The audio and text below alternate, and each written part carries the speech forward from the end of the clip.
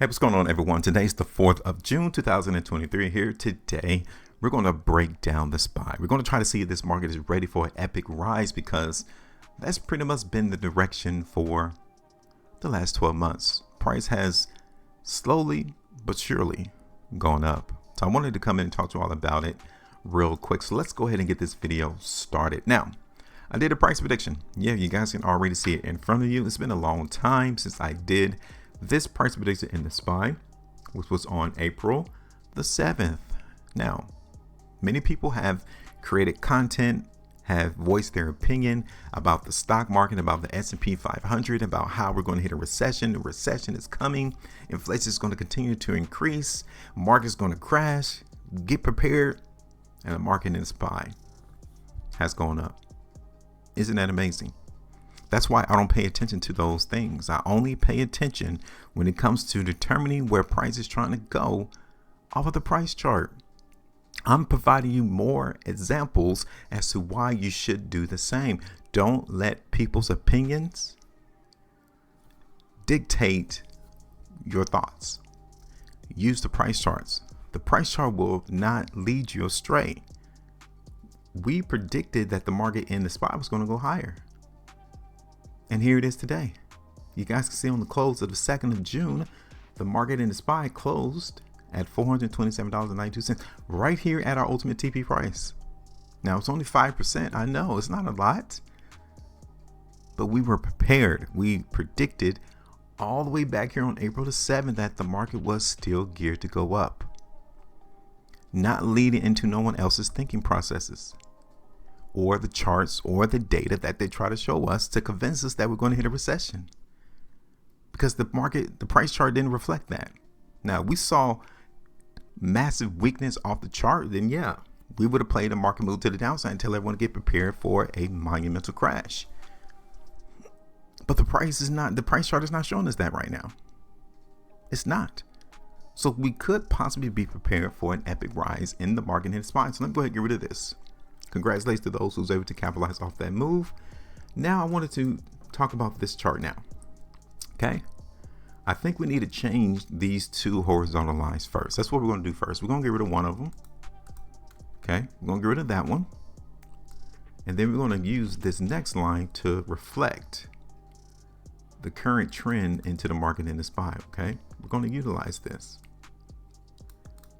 Now, this line is going to be real important, because as long as the SPY's price holds this line, it will inevitably go up, period.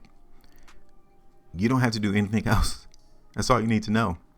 Come in every once in a while, see what the price is in relation to this trend line, and you understand the chances of the market continuing to go higher versus the chances of the market going lower. The moment we see the market in the SPY break this trend line, then we need to talk.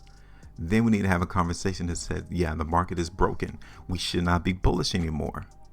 Why do people make this game complicated is beyond me. And it could be because they want to confuse you, because confusion makes you undecisive, leery. You begin to question things. You think things are manipulated. You think things aren't fair, because you're trying to throw things at the board just to see whatever sticks. That's why my premise is that people try to create these monumental indicators. They try to tell you that you need to learn fundamental analysis. They try to tell you need to understand technical analysis, just to inflict that confusion on you so that they can be clearer and understand what's really going on in the market, while you're sitting around confused as to why you can't win. Pay attention to the charts.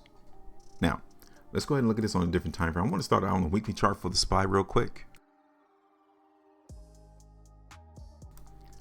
Okay, so you all can see this here on the weekly, is that the market in the SPY on a pretty healthy price bar has broken this area. So even though we got rid of that horizontal line, keep in mind 420.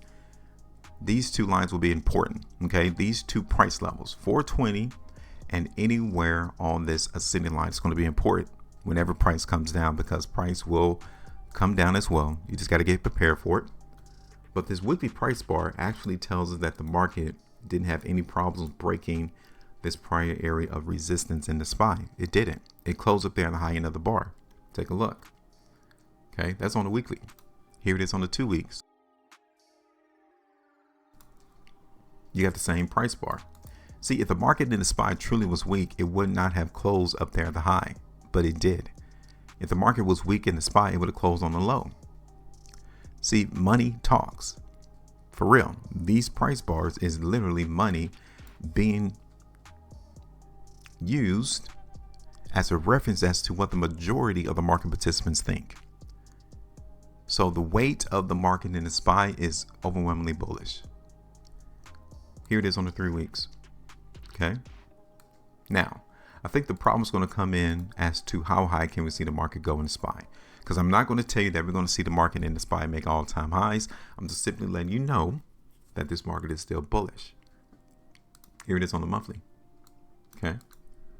So our contention now, since we have garnered that the market is truly giving us more strength, is figuring out, okay, where should be the targets? How high do you think the market in the SPY is going to go now?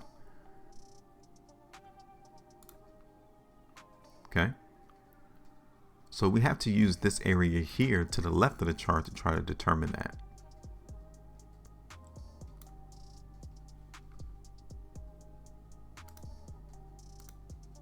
So what do you think? Where do you think the market is going to fall across some resistance and selling? Because you guys can see even here on the lows of these 5-day price bars. I'm going to zoom it in so you guys can see it right here. This is where the market closed. This is where the price currently is. And you guys can see it was utilized back in September 2021. It was seen as support. Where now we're cracking that area again in the SPY. Okay, you guys can see it even here in 2022, the beginning of January. The market utilized $430 as support. So don't be surprised if initially the price in the SPY goes down. Now I'm going to look around 440. I was going to do 435 to 440 as our first target in the SPY. Okay. And then 445 as the second target. So that is it. I am done. I'm going to go ahead and put this on the chart. And let's go ahead and see what we're working with. We said 435, 440. So let me go ahead and do that 440.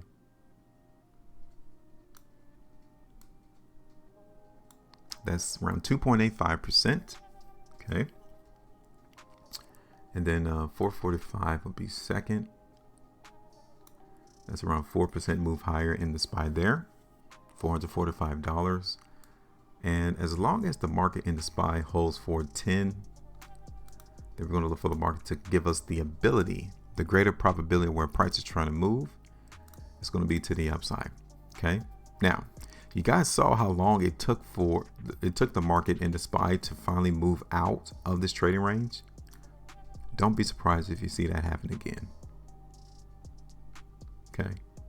Don't be surprised if you see that happen again. Now, I'm through. It's your turn. Go ahead and hit me up. Let me know your thoughts about the SPY. Even though many people are telling us that the market here in the SPY is weak, offer their opinions, they're voicing their thoughts. The price chart is not in agreement with that. I mean, take a look at this even here on the 2 months. Look at that 2 months price bar. So we're just going to follow the market.